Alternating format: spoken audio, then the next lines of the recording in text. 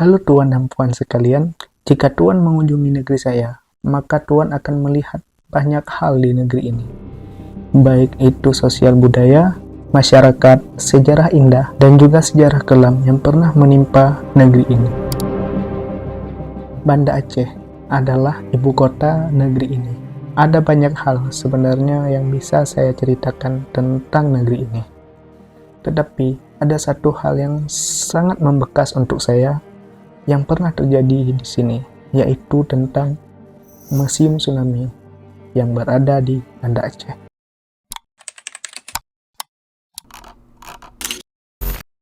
Kota ini pernah menjadi pusat peradaban Islam di zaman Kesultanan Sultan Ali bin Hayat Shah, kemudian menjadi pusat perdagangan kota maritim di zaman Iskandar Muda, dan juga kota dengan musibah tsunami terbesar dalam sejarah manusia yang pernah terjadi.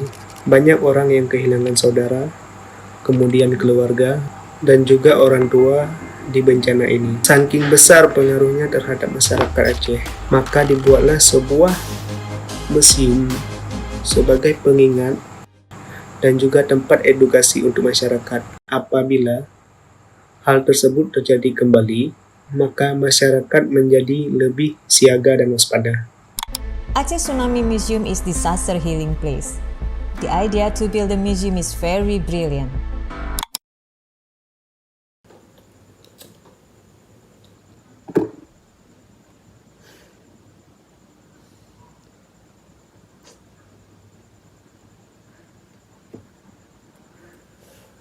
Ada hal yang luar biasa dari museum ini, Pak. Jadi, di waktu awal rencana pembuatan museum, pemerintah itu melakukan sayembara dalam skala internasional untuk arsitektur Museum Tsunami yang akan dibangun pada masa itu. Sayembara ini diikuti lebih dari 100 orang.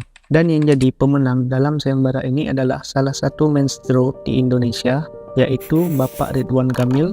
Beliau pada saat itu adalah salah satu dosen yang mengajar di ITB Bandung.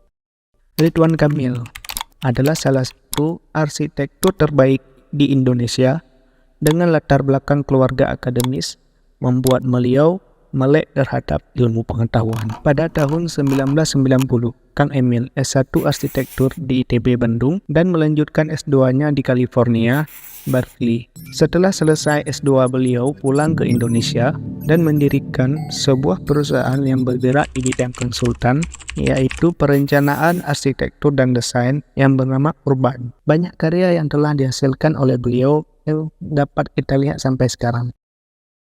Museum Tsunami ini memiliki konsep yang sama dengan Rumah Aceh Escape Hill dengan tambahan budaya lokal, nilai-nilai Islam, dan juga abstraksi tentang tsunami.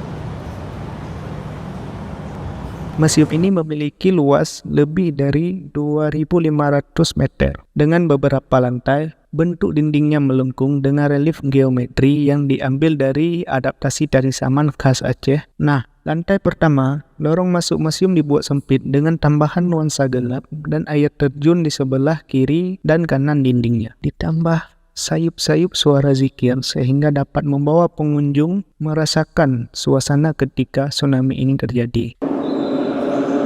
Di lantai 2 itu terdapat yang namanya sumur doa. Dinding sumur doa berbentuk bulat silinder dengan dipenuhi nama-nama korban dan sebuah cahaya yang berada di atas sumur tersebut dengan lafaz Allah di tengahnya. Banyak ruangan edukasi yang terdapat di lantai 2, seperti dokumenter sejarah, diorama, alat peraga sains tentang tsunami, dan juga perpustakaan. Nah, di lantai paling atas museum ini itu dibuat seperti taman terbuka. Hal itu dilakukan agar tempat tersebut menjadi tempat perlindungan jika sewaktu-waktu musibah seperti ini terjadi kembali. Baik, sekian saja dari saya. Sampai berjumpa di video selanjutnya.